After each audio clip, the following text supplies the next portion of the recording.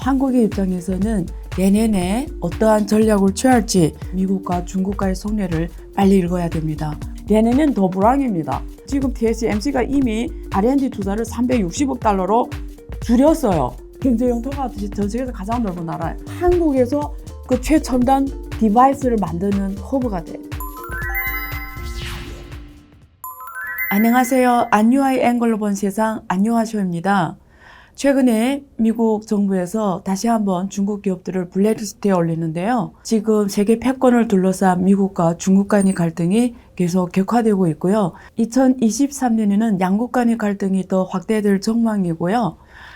한국의 입장에서는 내년에 어떠한 전략을 취할지 좀 더 준비하기 위해서는 미국과 중국과의 속내를 빨리 읽어야 됩니다. 오늘 1부에서는 이런 내용을 다뤄보도록 하겠습니다. 먼저 미국 제재의 중요한 내용을 알아볼 텐데요. 일단 첫 번째 중요한 내용 중에 하나는 중국 기업 36개를 블랙리스트에 올렸습니다. 이 중에 우리 한국에서 잘 알려진 기업들이 있어요. YMTC라고 하는데요. 양즈 메모리 테크놀리지입니다. 중국에서 메모리를 가장 많이 생산하는 1위 업체입니다. 그리고 두 번째는 캄브리콘이라고 해서 특히 반도체 AI 쪽을 선도하는 1위 기업인데요. 이 두 기업에 대해서 모두 지금 제재 강화에 들어갔습니다. 이 36개의 블랙리스트에 올린 기업들은 앞으로 해외에 수출할 경우에는 어떤 조치를 취해야 되냐면 미국 상무부에 자기들이 쓰는 이러한 기술들이 중국 군사용으로 혹은 인권 탄압용으로 우리가 쓰지 않는다라는 증명을 해야 됩니다. 특히 여기에서 조금 더 중요한 제재가 있는데요. 36개 중에 캄브리콘 등과 같은 21개 기업에 대해서는 심지어 어느 정도까지 지금 제재 조치를 취하냐면 다른 나라에서, 그러니까 제3국에서 미국산 기술을 획득하는 것까지 금지하는 이른바 해외 직접 생산품 규칙 FDPR까지 지금 조치를 취한 상황입니다. 다시 말해서 중국 기업들이 다른 나라예요. 제3국에 가서 미국 기술을 획득하는, 예를 들면 인수합병을 한다든가 투자를 한다든가 어느 중국인 명의로 법인을 세운다든가 이러한 것까지 다 제재를 하겠다라는 뜻입니다. 우리가 사실 2018년부터 미국하고 중국 간의 이 갈등은 계속 첨예화됐어요. 트럼프 정부 때는 처음에는 무역 갈등, 그래서 중국 기업들에 대해서 미국에 수출할 때 관세 24% 관세를 때렸죠. 지금까지 계속 유지하고 있는 상황이고요. 그 다음에 두 번째는 기술 패권 싸움으로 양상이 이루어졌습니다. 그래서 특히 올해 들어와서는 이번 10월 달에 중국의 전반적인 이 반도체 기술을 통제하는 이런 조치를 취했고요. 이번 조치도 그의 선상에서 지금 이루어진 겁니다. 자, 그러면 지금 우리가 이 흐름을 일단 읽어야 되는데요. 어떻게 읽어야 되냐. 미국은 왜 이러냐. 이런 거죠. 지난번에 제가 안유아쇼에서 다뤘지만 10월에 나왔던 그 반도체와 과학법에서는 반도체 영역에 대해서 몇천억 달러의 지금 보조금을 주는 거잖아요. 그러면 어떤 기업에 보조금을 주냐면 미국 현지에 들어가서 생산하고 제조하는 반도체 기업에 이 보조금을 줍니다. 근데 이 보조금을 받은 기업은 중국에 수출을 못해요. 혹은 중국에 투자하는 사업을 못해요. 그러니까 재확대 투자를 못하게 하는 거예요. 그 보조금 정책을 통해서 중국에 대한 투자와 이런 것들을 수출을 규제하는 거예요.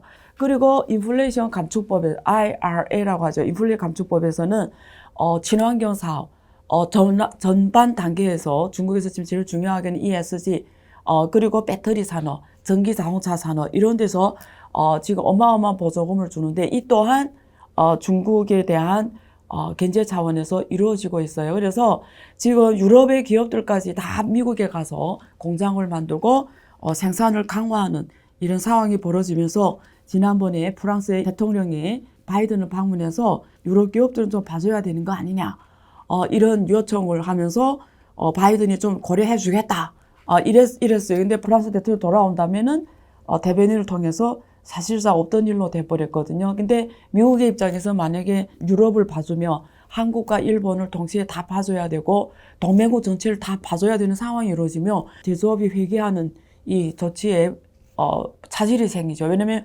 동맹국 다 봐주게 되면 굳이 미국 안 가도 되잖아. 유럽 가도 되고 한국, 일본에 있어도 되고. 그래서 이번 조치로 한국에 미치는 영향이 뭐냐가 우리가 관심 가져야 되는 상황이었죠. 자, 여기서 기사 하나가 있습니다. 서울경제에서 나온 기사인데요. 미국 제재 후폭풍이, 네, 지금 유효장비 중에 못 파는 K 반도체라는 제목인데요. 내용이 뭐냐면, 한국 업체들이 이게 기업이란 건 그렇습니다. 이렇게 기업 생산하다 보면 장비가 남게 되거든요. 이런 것들을 재판매합니다. 양도를 하거든요. 지금 반도체 팹 장비 37대와 구공정 장비 15대를 매각하게 되면 경제학적으로 봤을 때는 중국 업체에 매각하는 게 가장 빠르고 수요도 있고, 그럼에도 불구하고 지금 A사의 조치는 뭐냐면 이 매각 공고를 낼 때, 주로 한국 기업이 이 양도받는 조건으로 지금 매각 입찰 공고를 냈습니다. 근데 사실은 한국 국내 기업은 미국 상무부에서 협상을 통해서 1년간 유예 기간을 받았어요. 그래서 이런 구형 매각 장비들은 중국에 팔아도 전혀 미국 제재의 직접 대상이 아닙니다.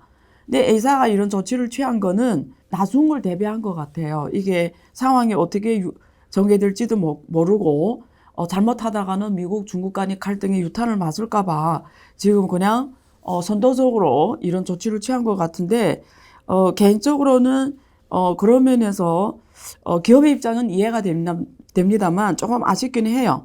현재 지금 한국이 대중 반도체 장비 수출 규모는 확실히 많이 줄어들고 있어요. 2021년에 지금 20억 3천만 달러던 것이 지금 2022년에 12억 2,900만 달러니까 거의 8억 달러 줄어들고 있어요. 그래서 중국은 어떻게 준비하냐? 첫째, WTO에 소송을 걸었어요. WTO에 이거는 미국의 이런 조치는 국제 무역 규칙에 맞지 않는다. 그래서 WTO에 제소를 했거든요. 근데 우리 다 알잖아요. WTO는 지금 돌아가지 않고 있습니다. 왜냐면 트럼프 정부 때 그 법관이 없어요. 미국에서 지정해줘야 되는 법관을 트럼프 정부 때 지정을 안 해줬어요. 그래서 지금 그 WTO 제소 법원이 돌아가지 않아요. 그런데 이거 돌아가지 않은 걸 알면서 왜 중국에서 이거 제소를 했을까요? 그거는 목적이 하나입니다. 전 세계에 알려주는 거예요.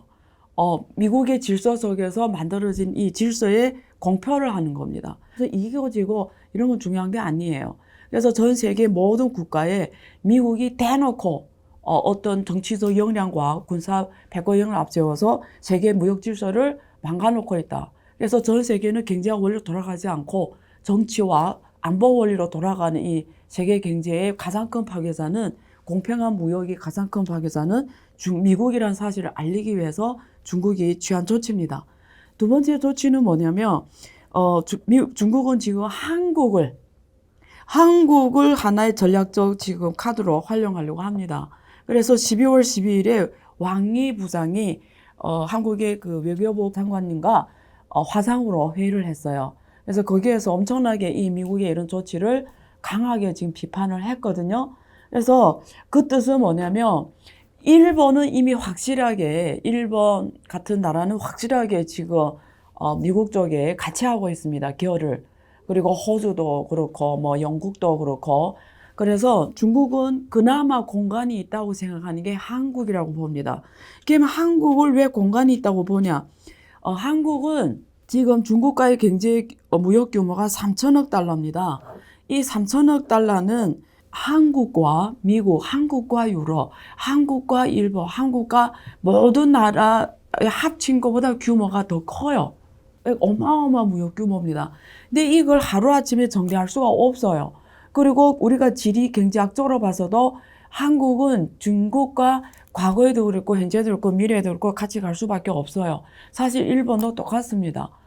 그래서 지금 중국은 그나마 한국은 중간에서 공간이 있다고 보기 때문에 한국과의 외교 강화를 통해서 좀 돌파를 하려고 합니다. 그래서 저는 어떻게 보냐면 첫째, 중국의 입장에서는 한국의 외교 강화를 필요로 하기 때문에 제 생각에는 그런 면에서 시진핑이 방한이 멀지 않았다고 봅니다.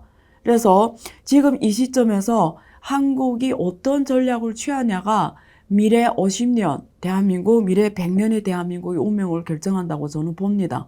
자, 그래서 그런 측면에서 한번 제가 저희 개인적인 오피니언을 말씀드리도록 하겠습니다. 제가 어제 다큐멘터리 하나를 봤어요. 그게 세계에서 가장 유명한 토니 로빈슨이라는 라이프 코치, 세계적으로 유명한 라이프 코치의 명강사죠. 가장 유명한 강사의 다큐멘터리입니다. 이분이 세계 20개국 다니면서 라이프 코치 유명한 이 포럼을 합니다. 운명과의 데이트라는 어마어마한 포럼을 하는데 정말 감동적인데요. 그 중에 첫 마디가 저는 가장 인상이 깊었어요. 사람들은 보통 앞으로 1년에 대해서 고평가하고 미래 20년, 30년에 대해서는 과소평가한다라는 거예요. 이 말을 어떻게 이해할까요? 제가 이해하는 건 그렇습니다. 보통 우리 개인도 그렇고 기업도 그렇고 국가도 그렇고 지금 앞에 보이는 거에 대해서 가중치를 많이 둬요. 어떤 의사결정을 할 때. 근데 사실 미래 20년, 30년에 대해서는 앞으로 30년 후에 무슨 일이 일어날지는 아무도 사실 몰라요. 근데 거기에 대해서는 너무 가중치를 준다라는 거예요. 그래서 문제를 볼 때 길게 보고 미래성 있게 보고 이렇게 의사결정을 하는 게 좀 더 현실적이다. 낙관적으로 보는 게 좀 더 현실적이다. 그런 면에서 아무리 앞으로 1년이 비관적으로 해도 30년 후에 무슨 일이 일어날지 모르기 때문에 긍정적으로 보는 게 필요하다는 뜻으로 저는 이해를 합니다. 그러면 우리가 지금 미중 갈등이 격화되는 이 시점에 한국의 입장을 보면 굉장히 난처해요. 이제 앞에서 그 사례에서 A사 입장에 보다시피 사실 1년간 유예 기간을 가지고 굳이 제재도 안 받아도 되는데 자기가 알아서 중국에 안 팔고 한국 업체들만 입찰에 나오도록 했잖아요. 이런 거 보면 조금 안타깝죠. 그러니까 이 위기를 너무 과대평가하고 코앞에 지금 보면 앞에 안 보이는 거예요. 우리가 할 수 있는 게 뭘까? 우리는 사실은 미국과 중국과 이런 큰 국가의 앞에서 우리는 할 수 있는 게 아무것도 없다라고 너무 현실을 비관적으로 판단하기 때문에 이런 조치가 나오는 겁니다. 근데 저는 이렇게 생각해요. 반도체 예를 하나 들게요. 앞으로 미국이 이렇게 중국에 대한 조치를 반도체 수출을 막고 일단 자기네 기업 막을 뿐만 아니라 한국, 일본 동맹국들도 중국에 대한 수출을 막고 이러면 무슨 일이 일어날까요? 앞으로? 이게 중요합니다. 제가 하나만 풀게요. 반도체라는 거는 고첨단 기술 영역이고요. 기술 밀집형 영역입니다. 기술 밀집형이란 뭐냐면 어마어마한 R&D를 해야 된다는 거예요. 이게 돈이 지금 여기 세계에서 제일 잘하는 반도체 제조업체 TSMC 같은 경우는 400억 달러를 지금 R&D에만 투자를 합니다. 근데 이게 매출이 보상이 안 되면 이 투자를 계속 할 수가 없어요. 첫째, 예를 들면 이번에 TSMC에서 지금 전체 반도체 업계가 지금 불황이거든요. 내년엔 더 불황입니다. 그래서 지금 TSMC가 이미 400억 달러 되는 이 R&D 투자를 360억 달러로 줄였어요. 그리고 TSMC 또 무슨 문제가 생겼냐면 지금 미국의 애리조나주에다가 지금 생산 시설을 만들어요. 그러면 보세요. 스토리가 이렇게 돼요. 원래는 대만에서 집중 생산해서 전 세계에 공급했어요. 근데 TSMC는 가장 잘하는 게 7나노미, 5나노미, 3나노미잖아요. 이거는 누구 사가냐면 미국의 업체들이 사가요. 인텔이라든가 AMD라든가 이런 세계적 업체가 엔비디아 이런 애들 사가요. 왜냐면 이런 애들이 그 반도체 칩을 전 세계에 팔리니까요. 그러면 세계 1위 반도체 업체의 칩을 생산을 TSMC가 해요. 근데 이 세계 1위 다 미국 업체들인데 세계 수출하던 애들인데 얘네들이 지금 세계 시장이 죽으면서 1위 엔비디아 뭐 인텔 이런 애들이 매출이 잘 일어나니까 TSMC에 대한 수주가 줄어든 거예요. 수주가 줄어들어서 지금 TSMC의 EUV 장비가 한 50%가 지금 곧 돌아 안 가게 생겼어요. 이미. 그런데 우리가 지금 TSMC가 대만에서 혼자 공급하던 거를 애리조나주에서 2, 3년 후에 공급하게 돼요. 그게 50%는 미국에서 공급하게 돼요.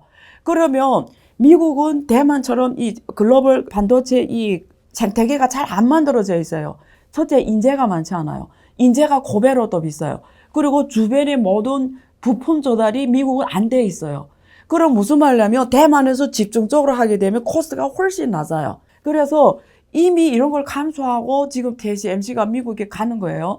자, 매출이 줄어들어요. R&D가 줄어들 수밖에 없어요. 그래서 이번에 지금 이미 보여주고 있어요. 매출이 보장이 안 된다는 거는 R&D 투자를 못하는 건데 만약에 미국이 대놓고 중국에 수출을 못하게 하면 전 세계 매출이 50%를 중국이 하는데 중국이 못하게 하면 아까 인텔, AMD 이런 기업들이 매출이 일어나지 않은 상황에서 이게 수주가 어떻게 옵니까?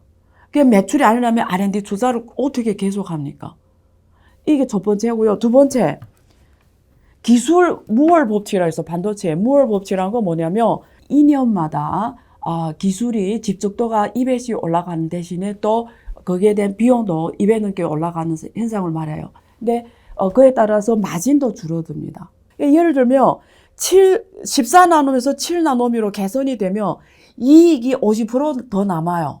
그러니까 확실히 이익의 생산율이 확 올라가 버려. 50% 이익이 남는데 7나노면서 5나노미로 가면은 개선이 한 30%밖에 안 돼요. 그러면 5나노면서 3나노미 가잖아요. 10%밖에 안 돼요. 그러니까 이익이 남는 공간이 점점 들어가는데 투자는 2배 넘게 들어간다는 거예요.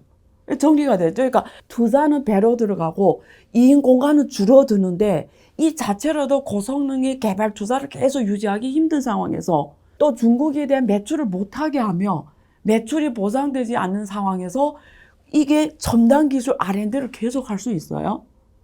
그러니까 이건 경제학적으로 보면은 답이 안 나오는 일을 지금 미국이 하고 있어요. 그러면 결과가 뭐죠? 첫째, 미국이 원하는 대로 중국은 반도체 영역에서 스톱이 됐다고 칩시다. 어서 첨단을 못해요. 화웨이가 지금 스마트폰이 완전 시장에서 밀려냈잖아요. 그럼 미국이 좋겠죠. 깨고서 하겠죠. 오케이. 근데 그럼 자기네 가지는 게 뭐죠? 미국, 유럽, 대만, 한국, 일본 남는 게 뭐죠? 가져가는 게 뭐죠? 간단해요. 가치 손실을 보는 거예요. 가치 후퇴하는 거예요. 이상 공짜가 없습니다. 그러니까 중국은 그렇다 치고 자기네 역시 어마어마한 손실을 입는 거예요. 근데 이 손실이 어떤 전개가 될까? 우리가 내년 1년을 보면 중국이 엄청 힘든 게 과대평가되게 보여요. 이제 중국이 망해서. 왜냐면 과학포 보기가 쉽거든요. 가성치를 이만큼 줘서 중국이 이제 망해서. 근데 20, 30년 후에 어떤 일이 일어날까요? 왜냐면 인텔이라든가 AMD라든가 이런 기업들은 글로벌에서 매출하는 애들이에요. 글로벌 매출하는 애들이 글로벌 매출이 일어나지 않은 상황에서 막대한 R&D 비용과 이게 전 세계 글로벌 공방으로 돌아가는데 그게 유지가 될까요? 거기에 일하는 엔지니어들이 계속 그 자리에 있을 수 있을까요? 이게 쾌점입니다. 그래서 저는 대가가 그 고첨단 그 개발비를 지속 불가능하다. 저는 이렇게 보고요. 그럼 한국의 전략은 뭐냐? 저는 두 가지로 취해야 됩니다. 고첨단 영역은 미국의 말대로 같이 갈 수밖에 없어요. 이건 선택이 아니에요. 근데 둘째 준비는 뭐냐면 아까 우리가 14나노미, 지금 20나노미까지 미국에서 검토하는데 그 아래는 마음대로 해도 돼요. 그런데 다행인 거는 여기 재밌는 게 있는데요. 스마트폰이나 이런 소형의 디바이스는 이게 3나노미냐 5나 되게 중요해요. 점점 작아져야 되니까 성능이 높아져야 되니까. 근데 자동차는 달라요. IoT는 달라요. 이 영역은 이 후진 칩을 써도 오케이입니다. 오히려 3나노미, 5나노미가 안 맞아요. 너무 비싸서. 예를 들면 자동차에 막 3나노미 넣으면 자동차를 아무도 살 사람이 없어요. 그 가격을 소비자가 받아들일 수가 없거든요. 그래서 그런 데는 40나노미 이런 게 충분합니다. 근데 이런 건 제재 영역이 아니에요. 그래서 반도체를 놓고 봤을 때는 각 섹터별로 다 다르게 접근해야 되는데 반도체를 봤을 때는 고첨단과 우리가 좀 아래쪽 미국이 제재하는 영역 쪽은 중국 시장이 어마어마하게 커질 거예요. 또 중국도 이런 시장을 통해서 어마어마하게 반도체 자리 강화를 할 겁니다. 그래서 이런 영역에서는 한국 기업들이 오히려 한국은 국내 시장이 한계가 있기 때문에 중국과 협력이 되게 필요하거든요. 그래서 이런 영역은 전략적으로 강화를 해야 됩니다. 세 번째, 한국이 이제는 메이드 인 코리아가 돼야 돼요. 특히 한국이 지금 전통 석유 조선 산업 이런 것들이 지금 저기 울산이라든가 저기 부산이라든가 이런 우리가 경상도 그리고 전라도 군산이라 이런 데게 과거 한국 전통 산업들이 중국 기업이 채도를 치고 올라오면서 되게 황폐화가 많이 된 영역이 많은데 그쪽 지방 경제를 어떻게 활성화하는 게 한국 경제에는 되게 중요하거든요. 근데 저는 미래 이제 말씀드리는 이런 IoT 영역, 이런 전기자동차 영역, 미래 이런 5G 영역, 6G 영역 이런 영역에 한국이 최소 메이드 인 코리아 이걸 해야 돼요. 그러면 중국 거는 미국이 못하게 하잖아요. 메이드 인 차이나는. 그 메이드 인 코리아는 전 세계 어디도 방해를 안 해요. 경제 영토가 전 세계에서 가장 넓은 나라예요. 그러면 중국 거는 예를 들면 10% 5%만 갖고 오고 제일 중요한 거 반드시 써야 되는 거. 나머지는 한국이 다 할 수가 있어요. 인재도 많아요. 그리고 필요한 거 미국에서 많이 갖고 오고. 그냥 미국이 좋아하잖아요. 일본에서도 많이 갖고 오고, 유럽에 많이 갖고 오고. 그래서 한국에서 그 최첨단 디바이스를 만드는 허브가 돼야 돼요. 그래서 한국에서 수출하는. 그래서 이제는 한국이 전 세계 생산 허브가 되는, 특히 첨단 생산 허브가 되는 시대가 왔다. 저는 이렇게 문제를 오히려 더 적극적으로 접근하는 게 더 필요하지 않나 싶습니다. 그래서 사실은 미중 반도체 갈등을 두고 많은 사람들이 범하는 오류가 앞으로 1년에 대해서 과소평가하고 미래 2, 30년에 대해서 과소평가하지 않냐 이런 느낌을 제가 많이 받았는데 오늘 저의 의견을 이렇게 말씀드리면서 우리 정부와 기업들이 앞으로 1년보다 미래 2, 30년을 보고 좀 더 먼 시각으로 전략적 판도를 보면서 지혜로운 결정을 하기를 바랍니다. 잠시 후 2부에서 만나 뵙도록 하겠습니다.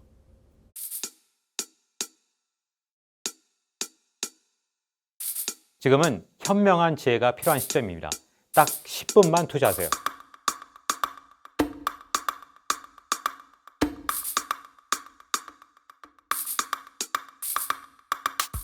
제 영혼을 갈아 넣었습니다. 다음이 뭔지 궁금하지 않으세요? 이제는 더 이상 늦출 수가 없습니다.